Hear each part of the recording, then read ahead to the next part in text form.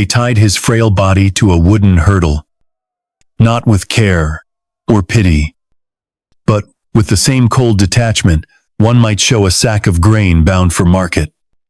And as the old man was dragged through the mud and gravel streets of Glastonbury, the townspeople watched in a silence that weighed heavier than any sermon ever preached within the abbey's ancient walls. For this was no thief, no murderer, no rebel prince. This was Richard Whiting, a man of God, nearly 80 years of age, whose only crime was holding fast to the stones and silence of a sacred place, and whose fate, on that cold November morning in the year 1539, I would stain the land with more than blood. It would stain it with shame that centuries would not wash away. He had once been the voice of peace in a realm unraveling, chosen by his brothers not through ambition, but reverence. When in the year 1525, the old abbot died, and a replacement was needed to guide the great Glastonbury Abbey, a place whose history reached back through centuries, a place older than kings, richer than barons, and holier, perhaps, than any crown. And so they chose Richard, quiet and devout, a man more likely to kneel than to command.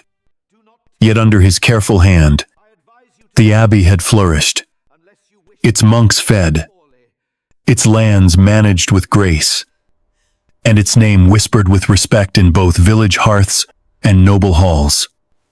For Glastonbury was not merely a monastery, it was a symbol, a sanctuary, and for some, even a final thread that connected England to the holy past. But the king was changing everything. Henry VIII of his name, who had once stood tall as defender of the faith, now stood in direct defiance of the Pope himself, his appetite for wives having torn him from Rome and into a new vision of sovereignty where he, not Christ's vicar, would wear the mantle of sacred authority. And to fund this new church of the crown, Thomas Cromwell, that ruthless architect of royal ambition, began what would become known as the dissolution of the monasteries, a policy cloaked in righteousness, but driven by greed. And so abbey after abbey fell, its walls broken, its altars desecrated, its relics scattered like old bones at the feet of a king who needed more gold. By the year 1539, nearly all the religious houses in Somerset had been shuttered, their monks turned into beggars, their chapels abandoned to ivy and ruin, all save one, Glastonbury, which still stood, proud and defiant atop its sacred hill, the last sanctuary, the final thorn in the crown's flesh, and at its helm stood Richard Whiting, now an old man, weathered by time but not bent by fear, still wearing the robes of office and still offering prayers in Latin when most others had traded theirs for silence. The king had not forgotten him.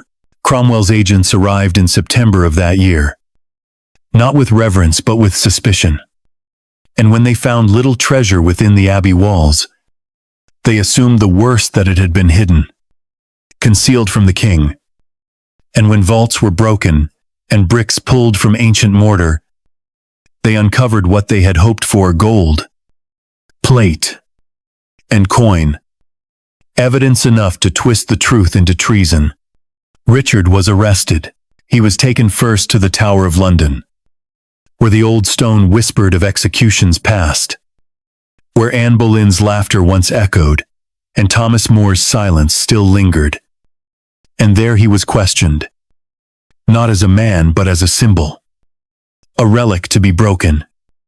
And Cromwell himself, that black-eyed clerk turned kingmaker, recorded in his diary the plans for Richard's fate. He would not simply be imprisoned, nor even beheaded as befitted a peer of the realm. He would be made an example. The trial was a shadow of justice. The charges were absurd: robbery of his own abbey, concealment of the king's treasure, harboring dangerous ideas, and yet they were delivered with such finality that no defense could stand against them. And in a quiet room, far from the cloisters he once walked, Richard was sentenced to die in the cruelest manner English law permitted. He was to be hanged, thrown, and quartered, a punishment reserved for traitors, a ritual of death so brutal that even executioners flinched. They brought him back to Glastonbury for the act itself, as if to complete the desecration of the sacred with the defilement of its guardian. He was dragged for miles, through wet fields and stone lanes, the hurdle bouncing over ruts, while his body jolted like a marionette abandoned in the mud. And behind him came two of his monks, Treasurer John Thorne and Roger James, both condemned to follow their master in death. And when they reached the Tor, the great hill that watched over the town like a sentinel, they were brought to the summit, where the gallows waited beneath the open sky. Richard was hanged until he neared death, but not so far as to miss what came next. They cut him down, still breathing. His genitals were severed and thrown into the fire. His belly was split, and his entrails drawn out, burned while his eyes still saw. His head was taken, his limbs divided, and then the remains of the elderly abbot, the man who once served peace, who fed the poor, who stood between his brothers and ruin, were sent to the four corners of the region, his arms and legs carted to Wells, Bath, Bridgewater, and Ilchester, while his head, the face now frozen in agony, was affixed above the west gate of the very abbey he once led. Not a rebellion, not a plot, just an old man, punished for refusing to hand over a key to a king who already held everything. And though the centuries have passed, and the torches burned out, and the gallows rotted, that November day remains a wound in the history of England, a day when a king proved that not even age, piety, or service could shield a man from cruelty. And when the faithful learned that their silence would not save them, only obedience, only surrender, only fear, that, in the reign of Henry VIII, was the price of devotion. Long before the blood dried on the hill and the head was hoisted into the sky, long before the gallows were built or the hurdle dragged through mud, there was peace, a kind of quiet so profound that it hummed beneath the cloisters of Glastonbury Abbey like a prayer whispered by the stones themselves. In that hush, in that space untouched by war or politics or royal edicts, men lived not as servants of a king, but as servants of God, rising before the sun, chanting in unison, tending to gardens and books and souls, moving through the seasons with the rhythm of the bells and the slow turning of Scripture. At the heart of it all was Richard Whiting, a man not born to power or princely blood, but shaped by duty, silence, and a devotion carved over decades. First as a student, then as a deacon, a doctor of theology, and eventually, in the year 1525, as abbot chosen not by royal decree, but by the unanimous voice of his monastic brethren. He did not seek glory, and yet it came to him, in the form of a flourishing abbey, one of the wealthiest in England, a house, not of indulgence but of order, where the poor were fed, the sick tended, and pilgrims found solace among relics and legends so ancient they seemed older than memory itself. Glastonbury Abbey, perched in the gentle lands of Somerset, was no ordinary monastery. It was myth and sanctuary intertwined. Some said King Arthur had once been buried beneath its soil. Others believed the Holy Grail had passed through its halls. Whatever the truth, the people believed in it not just in its relics or its wealth, but in its presence, solid and eternal. A piece of sacred geography rooted too deep to be moved. And yet, the storm was already gathering. In the heart of London, in halls far removed from stone altars and candlelight, a different chant had begun, a chant of supremacy, reformation, and the king's will made flesh. Henry VIII, frustrated by Rome's refusal to annul his first marriage, had torn England from the Pope's embrace and declared himself supreme head of the Church. With that declaration came not just new prayers, but new laws, new punishments, and above all, new hungers for land, for gold, for authority that could not be questioned by bishop or abbot or God himself. It was in this atmosphere of divine reshuffling that Thomas Cromwell rose, a man with ink-stained fingers and eyes that never blinked, who saw monasteries not as holy ground, but as hordes of untapped wealth waiting to be claimed in the king's name. By the year 1539, Cromwell's men had swept through England like a plague in robes, closing down hundreds of abbeys, priories, and convents, seizing their treasures, destroying their libraries, scattering their monks to the wind. In some towns, the bells never rang again. In others, the altars were torn down, and their stones used to pave roads or build stables. The land groaned under the weight of this rupture. The poor, who once depended on the charity of monasteries, now found doors closed, fields fenced, bowls empty. Yet through all this upheaval, one place remained untouched, unbroken, still echoing with the sounds of prayer and peace. Glastonbury. It stood alone. Some said it was too holy to fall. Others whispered that its wealth was too vast, its influence too deep, and that perhaps even the king hesitated before pulling down so ancient a pillar. But in truth, the reason was simpler. Glastonbury had not given cause. Whiting had signed the Act of Supremacy, acknowledging the king as head of the church. His monks, too, had offered formal obedience. There were no riots here, no rebellious sermons, no letters to Rome or harboring of enemies. The abbey continued, as it always had, serene and obedient. Its doors open to pilgrims, its halls quiet and clean. But obedience was no shield against ambition. Peace was no armor against suspicion. And a crown's hunger could never be satisfied by mere compliance. It needed submission.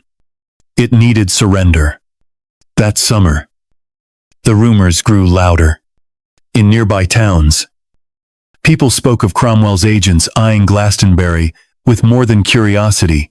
At court, questions were whispered about the abbey's vast lands, its rumored hoards of silver plate, the scrolls in its library that defended Queen Catherine even after her fall from favor. And within the abbey itself, despite the calm routines, something had begun to shift, a quiet awareness, like the scent of smoke long before a fire is seen. Whiting, though aged, was not blind.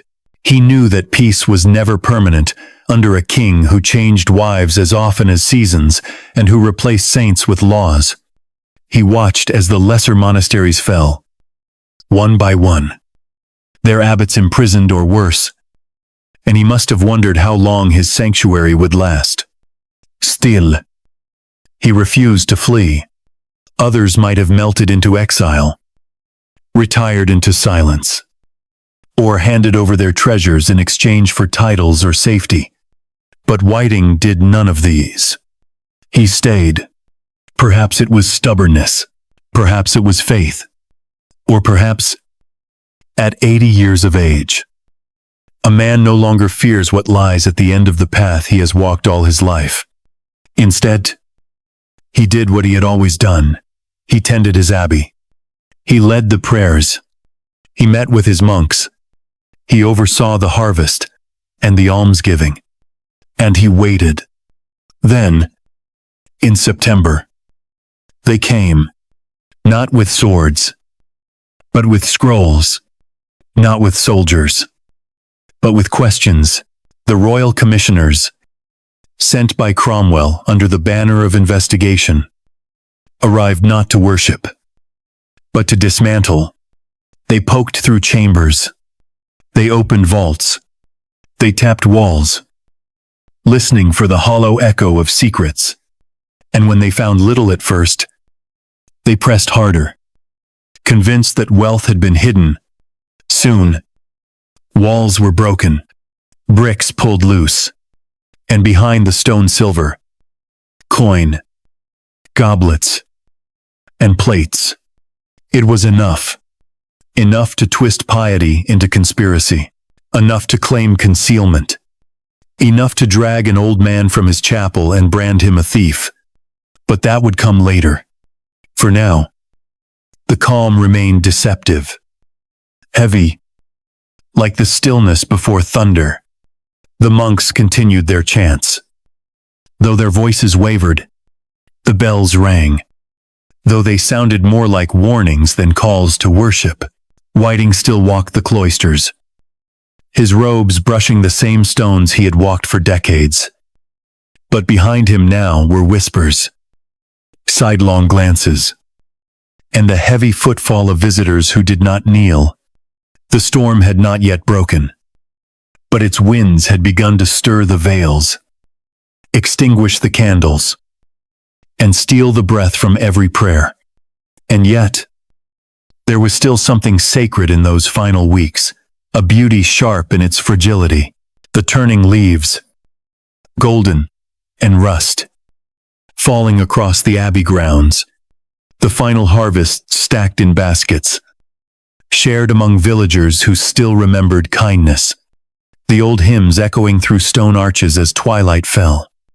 Even the silence had weight, like the last page of a holy book before it is closed forever.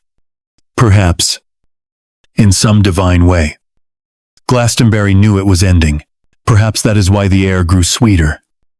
Why the monks lingered longer in the chapel. Why even the birds fell quiet as they circled above the tor. A farewell, unspoken but understood.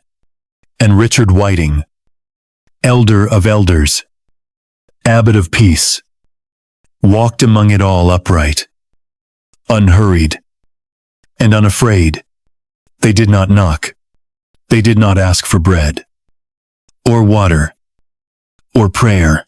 They arrived at Glastonbury Abbey, not like guests, nor even like conquerors, but like men who already believed themselves to be owners of the soil beneath their feet. They came with scrolls, not swords. But the damage they would do required no steel. They wore no armor, but their robes bore the seal of Thomas Cromwell. And that, in the England of the year 1539, was more dangerous than any drawn blade. The abbey had survived famine, fire, pestilence, and the ebb and flow of kings, but it could not survive ink and law twisted into tools of destruction by those who had forgotten the shape of mercy. There were 3 of them, though more would follow later. Their names do not matter, for they were not remembered. They were not the kind of men history chooses to honor or even blame. They were bureaucrats with soft hands and sharp eyes, trained, not in scripture, but in suspicion. They carried lists, inventories, and warrants. They had been taught to listen not to music but to murmurs, to watch for the hesitations between words, to read every bow as potential disloyalty. When they entered the gates of Glastonbury, they saw not a holy place, but a ledger waiting to be corrected. The monks stood in their rows and watched. Some bowed. Some kept their eyes on the floor. None spoke. The abbot was absent that morning, perhaps already informed of their arrival. or perhaps simply unwilling to greet men who had come not in peace, but in judgment. The inspectors walked slowly, their boots echoing in the cloisters, trailing cold draughts in their wake. Every turn of their heads was deliberate, every glance a measure. They walked the perimeter of the church with the slow reverence of scavengers searching a battlefield after the war has already been lost. At first, they asked simple questions. Where is the treasury kept? How many relics remain?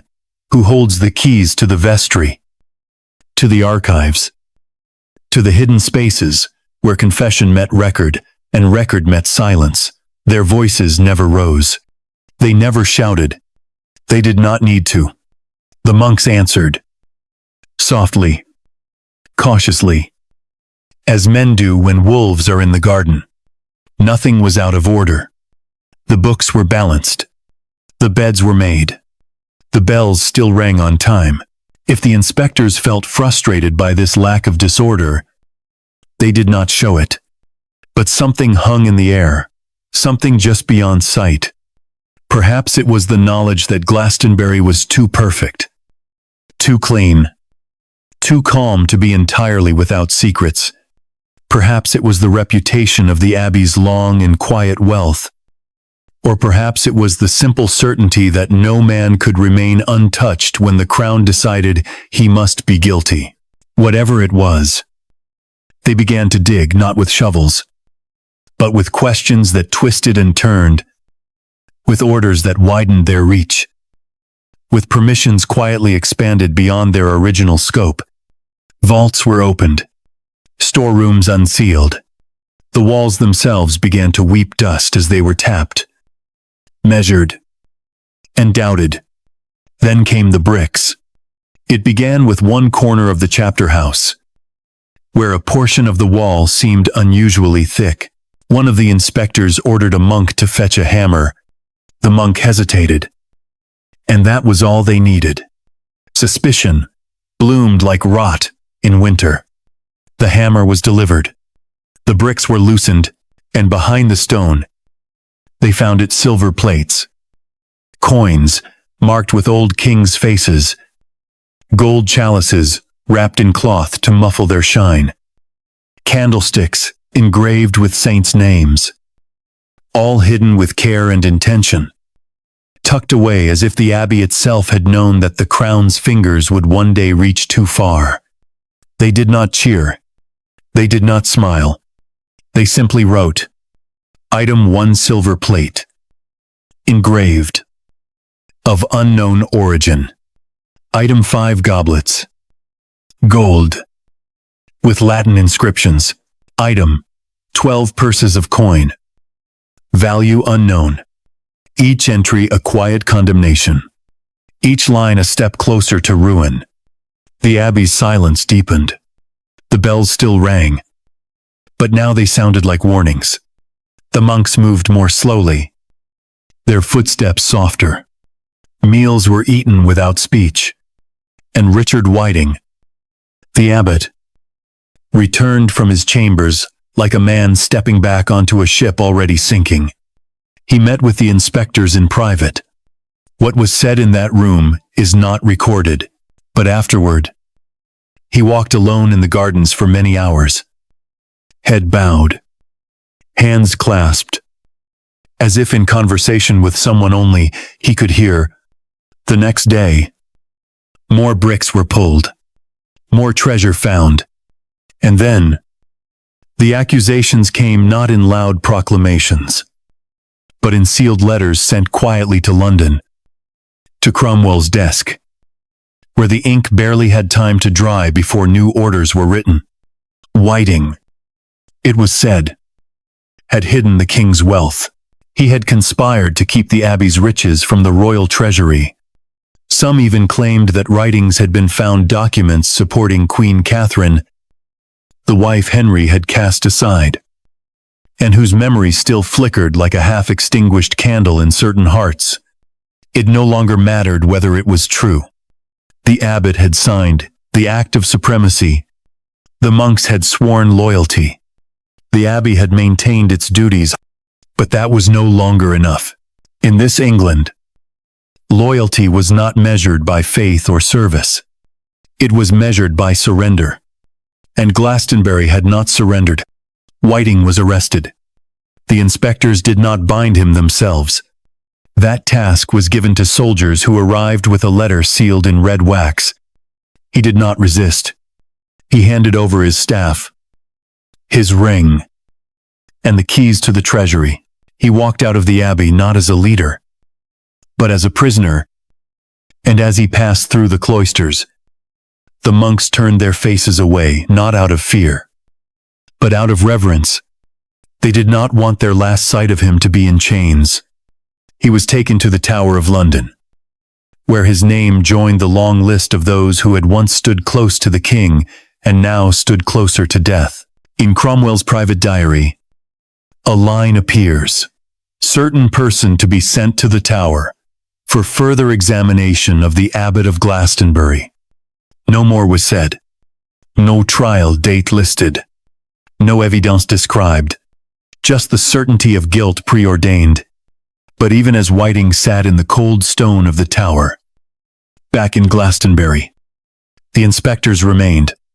They combed through ledgers, questioned monks, counted spoons and candles, measured walls and doors. They had become not merely auditors, but executioners of a different kind, the kind who dismantle a soul not by blade, but by inventory. And the gold was taken, boxed, catalogued, sent to the royal coffers where it would be melted, reshaped, and forgotten, but not forgiven. For there was something in the way it had been hidden, not in greed, but in fear, not for profit, but for protection. The abbey had not hoarded it for itself. It had preserved it.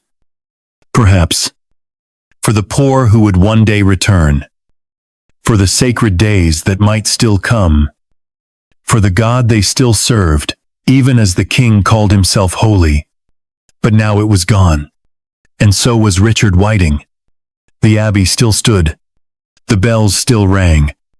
But they rang now for a dead man who had not yet died, and for a faith that was being hollowed out with every blow of the inspector's hammer. The quiet hands had done their work, and the storm, at last, had begun. He was brought to London in silence, and the bells of Glastonbury were still ringing as the cart pulled him away, their echoes following him down the long road like the toll of a requiem that refused to end. The air was heavy with frost, the fields already stripped bare for winter, and the horses moved slowly, as if reluctant to carry such a burden. Richard Whiting, Abbot of Glastonbury, a man who had once ruled over the richest monastery in England, now sat shivering beneath a rough cloak, his wrists bound, his eyes turned not toward heaven, but toward the earth, for he knew that there would be no hearing, no fairness, no mercy, not in the England that Henry VIII had made. The king had found his new church, his new wife, his new gods, and he needed new martyrs to burn beneath them. The Tower of London had received many men before him. It was a place that devoured conscience and reputation alike. Its stones had heard confessions whispered too late, oaths made in terror, and prayers that went unanswered.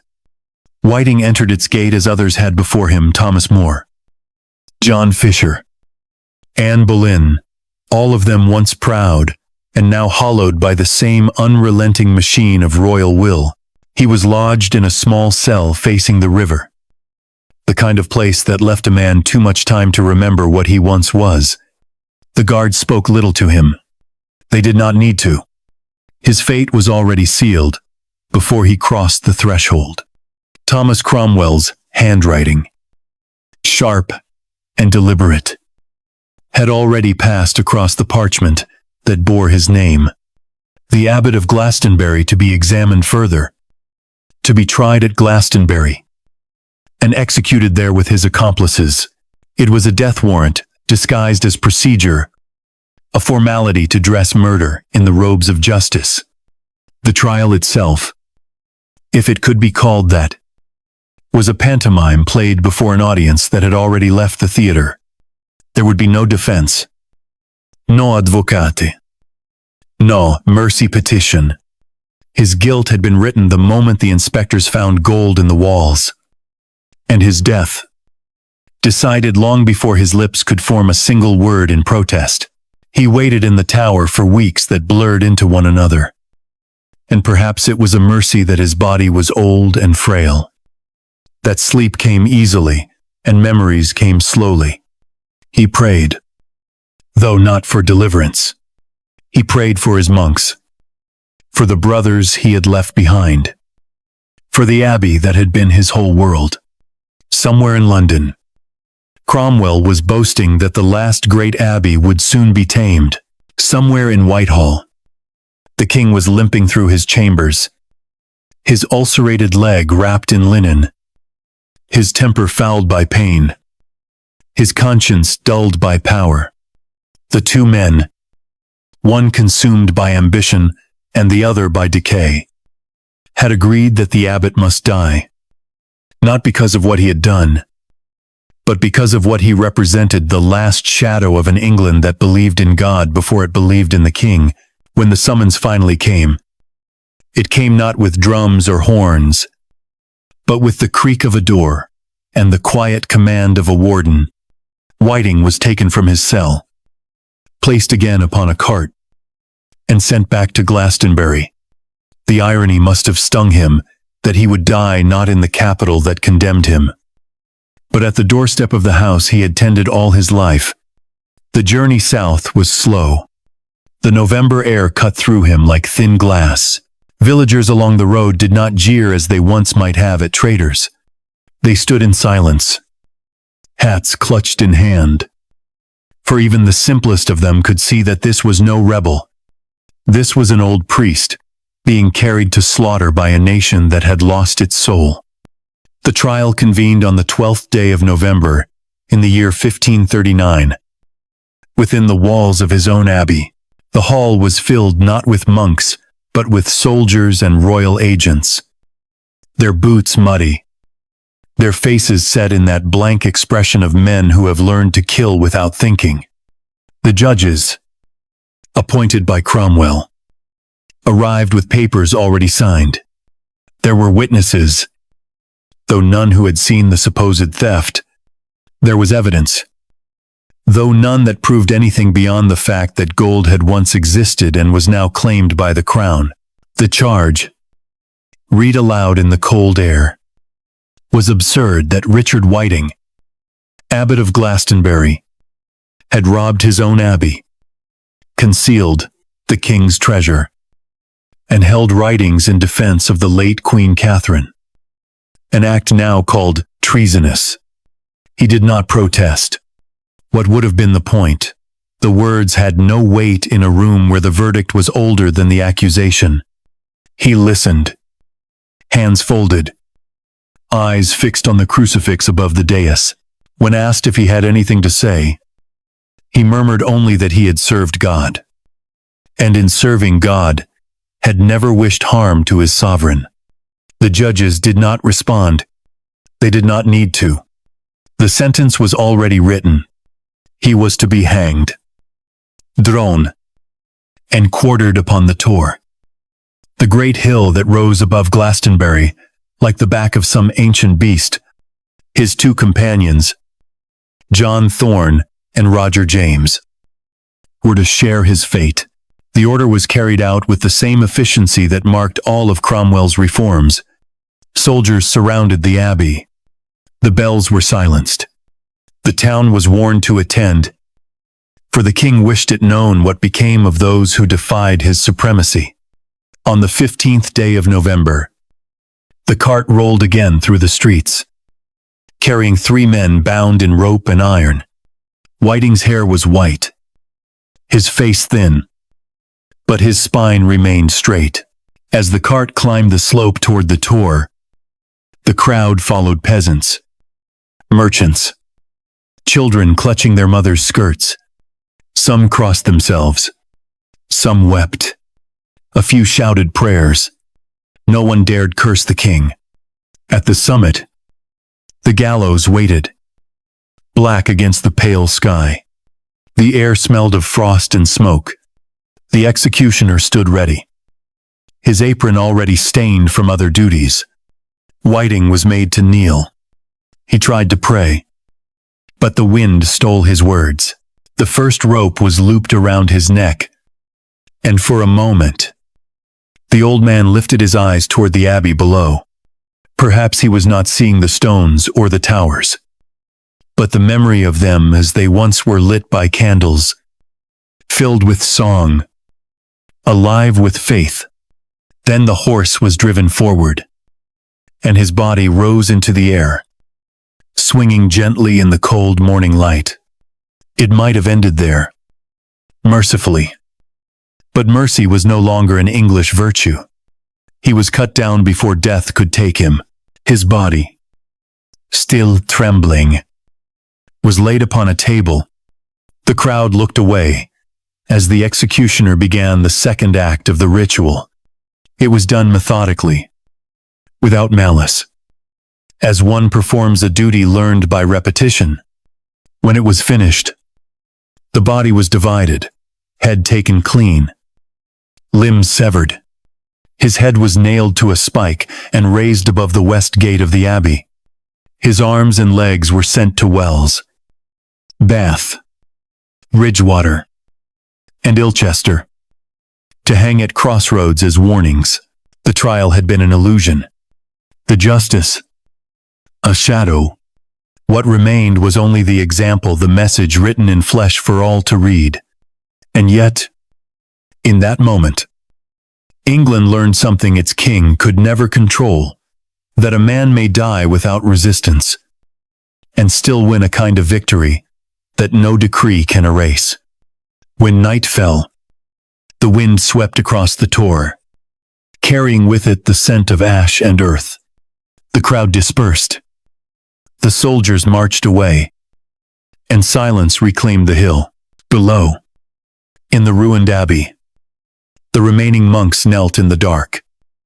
Their prayers whispered into the emptiness where their abbot's voice had once been. Above them, his head looked down from the gate, pale and still, framed by the stars that no law could touch. The trial had never been heard, and the sentence had been written long before the crime. Yet in that silence, in that small and terrible space between death and remembrance, something older than kings remained a faith, not in Rome, nor in Henry, but in the quiet endurance of the soul. And though the name of Richard Whiting would fade from the king's ledgers, it would live in the whispers of those who still dared to pray when the crown commanded them to be silent. Dawn came late that day, as if the sun itself hesitated to rise over Glastonbury, reluctant to witness what England had become. A pale mist rolled down from the tor and crept across the meadows, swallowing the fields, the hedgerows, the stones of the abbey, until the whole valley seemed caught between waking and dream. From within that fog, the first creak of wooden wheels broke the stillness. A cart, drawn by 2 horses, bearing 3 men and the weight of a nation's sin. The road from the abbey to the hill was not long, yet it stretched endlessly beneath the cart's slow advance. The horses moved without rhythm, their breath steaming in the cold, their hooves muffled by mud. Soldiers walked beside them, halberds resting on their shoulders, eyes fixed ahead, unwilling to look at the men they escorted. Behind them came townsfolk, drawn not by cruelty but by fear, fear of what might be whispered if they stayed behind, their fear of what would happen to their own souls if they looked away. They came quietly, wrapped in cloaks, their faces half hidden by the fog. No one spoke. Even the children were silent. In the cart sat Richard Whiting, the Abbot of Glastonbury, wrapped in a thin cloak that fluttered with every gust of wind. His hands, bound loosely before him, rested on his knees. His eyes were open but distant, as though seeing not the road, but the years that had led him here, the decades of devotion, the slow work of building, the endless prayers that had once filled his abbey with light. His body, frail with age, bent slightly under the cold, but his expression did not waver. He had not slept that night, nor the night before. There was no sleep left in him, only waiting. Beside him were two monks, John Thorne and Roger James, their faces pale, their lips moving silently in prayer. They did not look at the abbot, though their shoulders trembled each time the cart jolted over a stone. They had confessed to nothing. There was nothing to confess. Their crime, like his, was faith, the old faith, the quiet one, the faith that had lived in these hills long before Henry VIII had decided that the crown could sit higher than the cross. The fog thickened as they passed through the town. The bells did not ring. Cromwell had ordered them silenced. Doors stayed shut, windows dark. Yet behind the shutters, faces watched the wives of men who had once worked the abbey lands, the widows who had begged at its gates, the orphans who had been fed from its kitchens. They watched as their abbot passed by, and though no voice was raised, though no protest was spoken, the grief that filled those unseen rooms was its own kind of requiem. When the road began to climb, the horses slowed, their hooves slipping on wet earth. The soldiers pushed the cart from behind, grunting with effort, their breath rising in clouds. Above them, the tor loomed, black and formless in the mist, its summit lost to the gray sky. The gallows had been built the previous night, rough wood, still damp from rain, its rope stiff and new. It stood like a broken finger pointing upward, accusing the heavens. As they neared the crest, the fog began to thin, revealing the outline of the crowd. Hundreds had gathered: peasants, traders, soldiers, priests forming a ring around the gallows. They made no sound as the cart approached. Even the wind seemed to falter. Somewhere beyond, a single crow called, and its cry was swallowed by the hill. The cart stopped. The soldiers stepped aside. A man in a dark cloak, holding a parchment, cleared his throat and began to read. His voice carried across the hill. Sharp and hollow: Richard Whiting, late Abbot of Glastonbury, convicted of robbery and treason, sentenced by His Majesty's order to be hanged, drowned, and quartered upon this place for the example of others. The words were memorized, the man's tone flat, practiced. He did not look at the condemned. When he finished, he folded the paper, tucked it inside his sleeve, and nodded to the executioner. Whiting rose slowly. Helped by one of the guards, his knees shook, but his face remained calm. He turned to his companions. "Be of good heart, my brothers," he said softly, his voice barely more than breath. "For we suffer not as thieves, but as servants of God. What is taken from us this day, He will return in His time." The younger monk began to weep, and Whiting reached out to steady him, his bound hands trembling. Then he lifted his gaze toward the town below, where the abbey's broken towers stood half hidden in fog. For a moment, his lips moved in silent prayer, and those who stood close swore later that they saw his eyes glisten not with fear, but with pity for the England that had forgotten its soul. The rope was placed around his neck. He did not resist. The crowd shifted, a murmur rippling through them like wind through reeds. The executioner, A broad man with scarred hands hesitated just for an instant, then kicked the cart forward. The rope snapped taut. The abbot's body lifted, hung suspended against the gray sky, turning slowly in the wind. His hands clenched once, then stilled. It should have ended there. Any mercy, even cruel mercy, would have ended it there. But this was not mercy. This was spectacle. When he was cut down, his body was still warm. The executioner worked quickly, his face expressionless. The hill that had once been holy became an altar of desecration. The first cut was made. The smoke of burning entrails mingled with the cold mist, rising like incense to a god who did not answer. The crowd shifted again. Some looked away. Some crossed themselves, despite the risk. A few fainted. None spoke.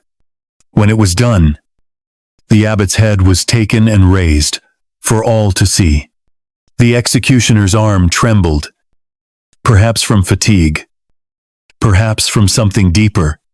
The face, even in death, was calm, the mouth slightly open, as if still forming a prayer.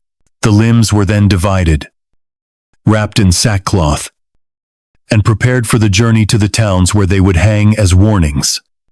The soldiers gathered the remains, but the earth refused them.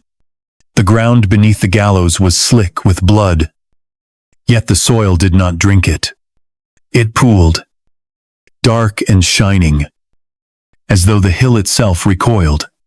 And when the wind rose again, it carried the scent of that blood down through the valley, over the roofs, into the empty courtyards of the abbey. The monks still hiding there said later that they smelled it in the cloisters for days, that it clung to the stones, that no prayer could wash it away. As dusk fell, the cart rolled once more, this time bearing only fragments. The crowd dispersed slowly, their footsteps muffled, their eyes lowered. The soldiers left torches burning at the gallows, their flames flickering like small defiant hearts against the cold sky. And in the town below, no one spoke of what had been seen. Mothers gathered their children, fathers barred their doors, and in the silence that followed, the only sound was the wind moving through the reeds by the river, whispering what no one dared to say aloud, that something sacred had been murdered upon that hill, and that England itself had changed. Later that night, as the moon rose behind thin clouds, a shepherd crossing the fields stopped and looked up at the tor. He swore he saw a faint glow at its summit, like candlelight, and 3 shadows standing where the gallows had been. He watched until the light faded, and the hill returned to darkness. He never spoke of it again, but he remembered the scent of the air iron, smoke, and something sweet, like myrrh. By morning, the soldiers had gone, and frost had settled over the ground. The blood had not sunk in. It lay on the surface, dark and frozen, marking the spot where the last Abbot of Glastonbury had fallen. The wind carried no sound now. No prayer, no cry, only the silence of a kingdom that had hanged its own faith upon a rope and called it justice. They carried the head down the hill before dawn, wrapped in a cloth that had once been white, but now bore the deep rust of blood. And when they reached the west gate of Glastonbury Abbey, the men did not pause. They moved with the practiced movements of those who had done this before. But even they could not meet the face as they pulled back the cloth, as they drove the spike through bone, as they lifted what had once spoken blessings and raised it high above the gatehouse wall. The eyes were closed, the lips slightly parted. The wind stirred the gray hair that clung to the temples like smoke after fire. And when they stepped back, there was no speech, no proclamation, just the head of Richard Whiting, last Abbot of Glastonbury, watching over the ruins of the house he had served until his final breath.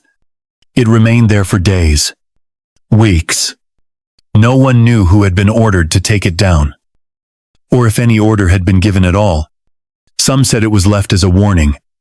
Others whispered that even the king had forgotten it. But for the people of Somerset, for the monks who passed beneath it each morning, for the villagers who lowered their eyes when they walked by the western gate, it became something more than a relic of violence. It became a wound carved into stone and sky. It bled not blood, but silence. At first, the birds circled it. Then they avoided it. Mothers turned their children's faces away. Merchants walked the long way around, and those who looked upon it too long found themselves staring not at a man, but at a memory, that of a country that had once prayed with both hands open, not clenched into a fist. The crown had given orders. The church had changed its shape. The monks had scattered. But this quiet head on a pole remained like a question no one dared ask. The limbs had been sent away, carried in carts to Wells, to Bath, to Bridgewater, and to Ilchester. They were nailed to gates, displayed in town squares, left to swing in the wind above the markets, where children sold bread and old women carried buckets of water. In each town, they told the same story, that a traitor had been punished, that the king had eyes even in abbeys, that gold belonged to the throne and not to God. But the faces of the people told another story, and it was not told with words. In Bath, a woman placed a flower beneath the limb nailed above the bridge. No one stopped her. In Wells, a priest crossed himself at midnight beneath the hanging flesh, whispering prayers too, ancient for the new order. In Bridgewater, a shoemaker's apprentice wept when he saw the torn hem of a monastic robe still clinging to the body. And in Ilchester, an old monk, long thought dead, appeared in the square and fell to his knees. But it was the silence that spread most quickly. Not rebellion, not riot, just silence. A quiet that moved through England like mist. In abbeys that remained, the bells rang softer. In churches, sermons shortened. In villages, people crossed themselves behind shutters.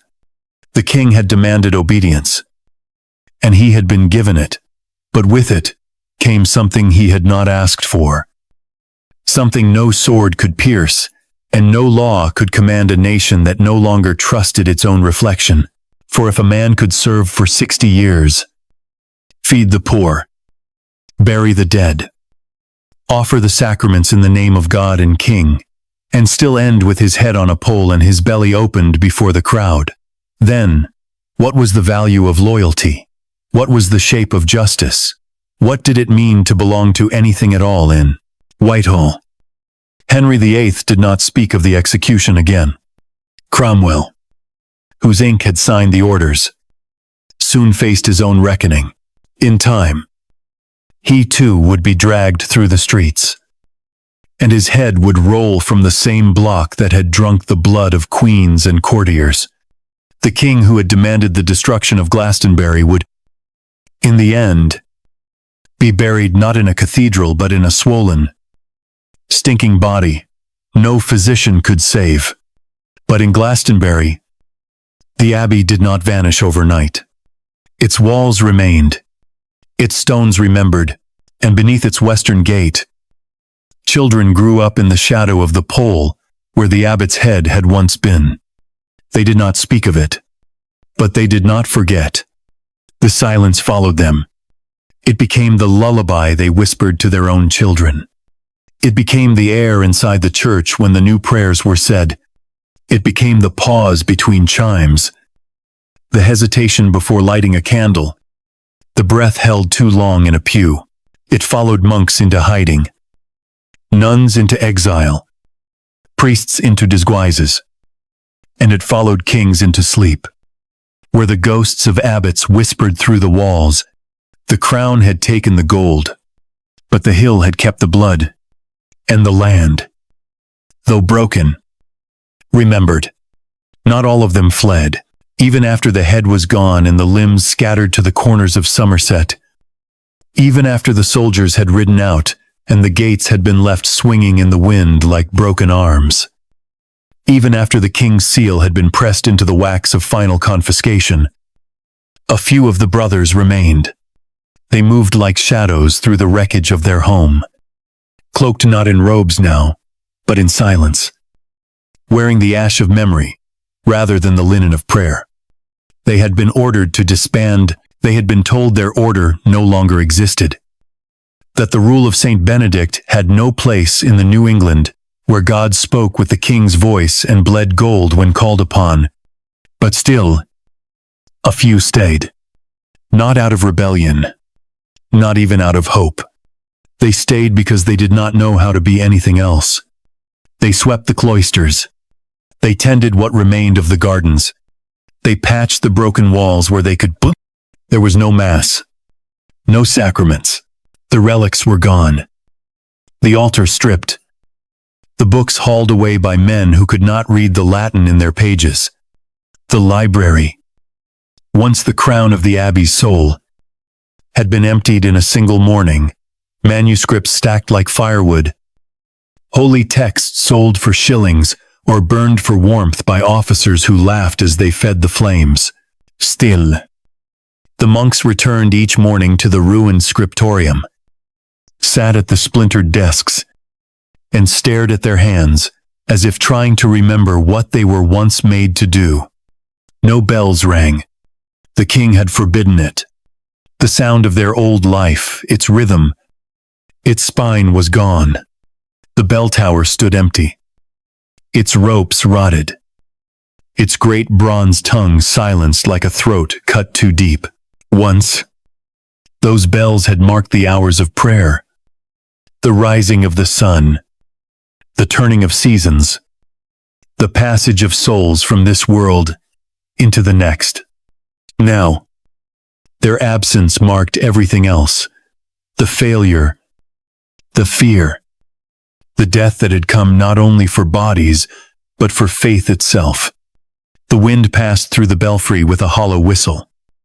Like a voice calling out in a language, no one spoke anymore. They did not sing, not aloud, but in the early hours, just before dawn, when the mist returned to the fields and the frost hung from the stone like breath frozen in midair. Some said they could hear the faintest echo of the old chants. No words, only tone, the kind of sound that slipped between dream and waking, a humming in the dark, a whisper remembered only by the stones. Food was scarce. The villagers, once fed by the abbey's generosity, were now starving themselves. The king had taken the grain stores. The fields had been parceled and sold. Where once carts had arrived heavy with fruit, cheese, honey, and bread, there now came only silence and the brittle rustle of dry weeds. The monks foraged. They drank thin broth made from roots and water. Sometimes, a loaf would appear on the steps at night, wrapped in cloth with no name, placed by hands too cautious to be seen. And yet, they endured. They endured not because they believed the abbey would be restored. That dream had died with the abbot. They endured because endurance was all they had left. Because in a world that no longer allowed them to pray as monks, they could still suffer as men. And suffering, in its own terrible way, had always been a form of communion. They spoke rarely. Silence had become both habit and shield. But when they did speak, it was with great care. Like men unearthing relics from beneath rubble, they did not say the abbot's name. They did not mention the tor or the gallows. These things had become too large for language. Instead, they spoke of the garden's frost, or the repairs to the cloister roof, or the old dog that still lingered near the gate, whining some nights as if waiting for someone who would never return.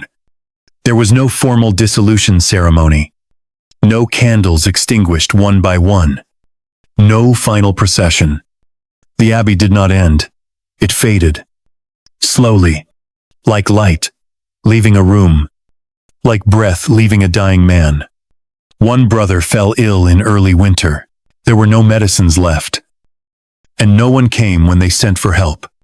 He died in a cold cell, holding a scrap of parchment from a psalm he had once copied with trembling hands. Another vanished into the woods one night and was never seen again. The others took this, not as abandonment, but as a kind of mercy. Spring came without celebration. The apple trees flowered anyway. The bees returned. The birds nested beneath the eaves of the ruined chapel, chirping above the broken altar, where once the Eucharist had been lifted with trembling reverence. The world moved on. Indifferent. But inside the abbey, time had stopped. The monks moved through each hour, as though it were the same hour, repeated endlessly beneath a sky that no longer watched. And yet, in the deepest part of the abbey, in a corner that had not yet been ransacked, there remained one small candle, hidden behind a loose stone. It was lit once a week, for a few minutes only, by a hand that never revealed its owner. No mass, no rite, just the flame, and the silence, and a breath drawn carefully between memory and defiance. A flicker of something that refused to die completely. Years passed. The monks aged, one by one. They left not to escape, but to vanish. The abbey continued to crumble. The ivy returned. Rain pooled in the cloisters. The stone stairs collapsed in one wing. Pilgrims stopped coming. Children were warned not to enter. The place became a story, then a ruin, then a question. But the silence remained. It was not the silence of defeat, nor the silence of reverence. It was the silence of something unfinished. The silence of a prayer that had been interrupted, but not forgotten. And long after the last monk walked out into the night and did not return, long after the crown had sold the last of the lands and marked the abbey as property of the state, long after new priests said new prayers in new churches, built of the very stones that once formed Glastonbury's sacred walls, the silence still clung to the air. Visitors would come. Years later, some seeking ghosts, some seeking God, and when they stood in the center of the old nave, where the altar had once risen in golden light, they would find themselves holding their breath without knowing why. Because even ruins can remember. Because even broken bells still echo in the bones of those who heard them. Because even silence, when it endures long enough, becomes a voice of its own. And Glastonbury Abbey, though dead, and still spoke, just not in words. There are some places where the wind never forgets what it has heard, where it carries not just the scent of moss and stone and broken branches, but voices, soft ones, low ones, voices that no longer belong to any throat. Glastonbury Abbey became such a place. In time, the walls gave way to ivy. The roofs caved in under rain. The great arches stood exposed like ribs of a giant, buried just beneath the skin of England. But the wind still moved through the ruins with purpose. It still turned corners like a man in procession. It still paused at the broken altar, as if bowing. And when it sighed through the empty cloisters, there were those who swore they heard the sound of a robe brushing against stone, or the barest murmur of prayer from lips no longer there. The villagers spoke little of it. Glastonbury had become a shadow that stretched beyond the abbey grounds. The children grew up playing among stones whose names they did not know, climbing fallen pillars, chasing one another through the hollow nave, laughing where once men knelt in Latin sorrow. But even they grew quiet sometimes without knowing why. Something in the air would change. A sudden stillness. A cold breath down the back of the neck, A moment when the sun dimmed, though no cloud passed before it. And in that moment, the games would stop, and small feet would retreat down the hill, and the ruins would be left alone again. Some said it was the abbot, not the man whose blood had been burned and scattered, whose head had hung above the gate, like a warning no one dared read, but something of him that had remained behind. Not in anger, not to haunt or harm, but simply because he had never learned how to leave. They said he was seen most often near the garden, a cloaked figure bending over soil that no longer bloomed, or along the cloisters, moving slowly, as if still inspecting the grounds, still caring for what had already been taken. No one ever saw his face, but they knew it was him. The quiet, the grace in the step, the way he paused at certain doors that were now only empty frames. It was not terror he brought, but sadness profound, unspoken, the kind that draws tears without sound. Once, a soldier stationed in the area came to the ruins on a dare. Young, drunk, full of the swagger that makes men foolish. He shouted beneath the tower, laughed into the dark. When he emerged an hour later, his face was white as frost, his eyes wide. He spoke only once of what he'd seen. To a priest, whose name was never written down, he was praying. The soldier whispered, "Just praying."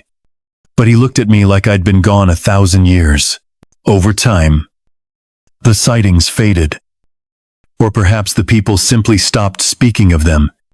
England moved forward. New kings came. New Vars. New faiths. The abbey remained, but as relic, not sanctuary. Stone for artists, study for antiquarians, curiosity for travelers. Few remembered the man who had died there, let alone the life he had lived before that final morning on the tour.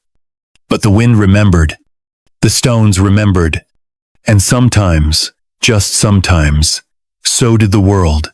On the anniversary of his death, strange things were known to happen. Not loud things, not theatrical, but subtle. A candle that wouldn't stay lit.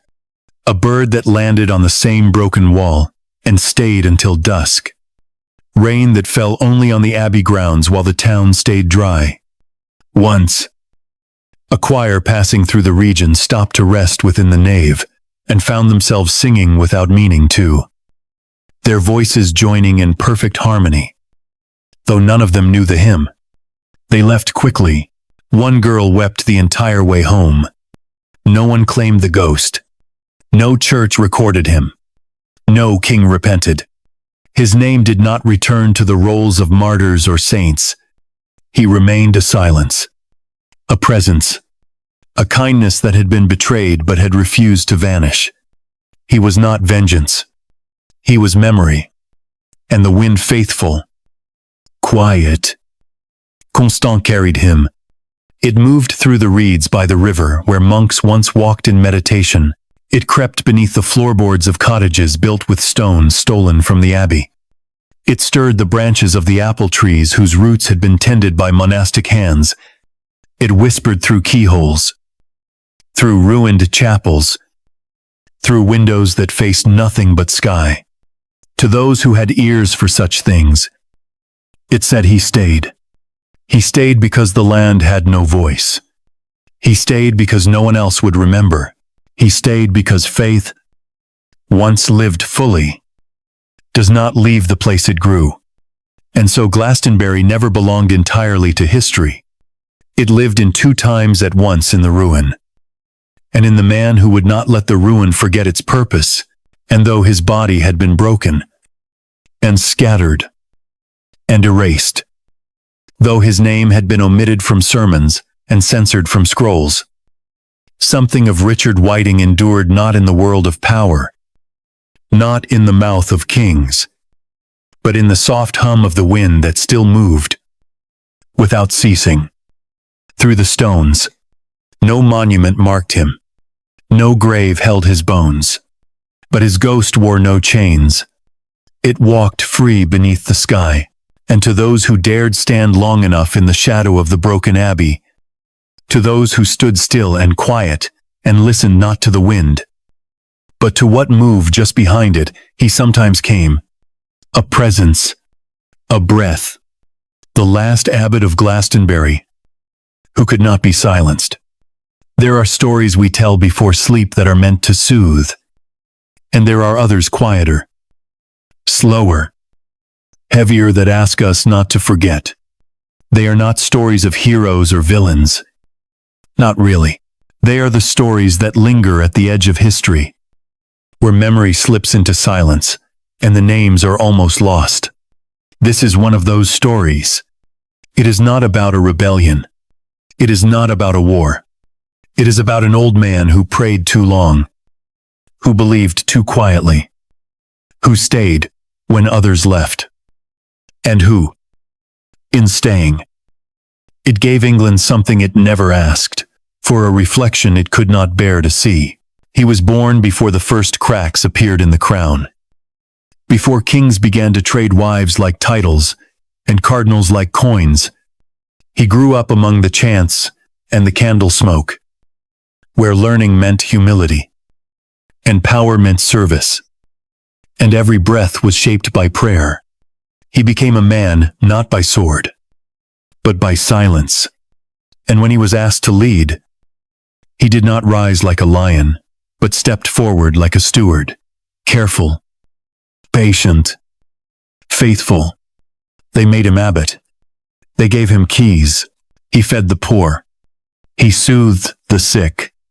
He answered every cruel winter with the warmth of his own hand. For decades, he served not just the abbey but the land around it. To the villagers, he was not father or lord. He was simply there. The man who never closed his gate. The man who never forgot the names of the dead. And then came the king. The king who rewrote heaven with a crown. The king who split the body of the church as easily as a scroll. The king who demanded that gold bow first, and God follow after. The abbot tried to comply. He signed what they asked. He held his tongue. He turned his eyes downward. But he would not lie. He would not pretend.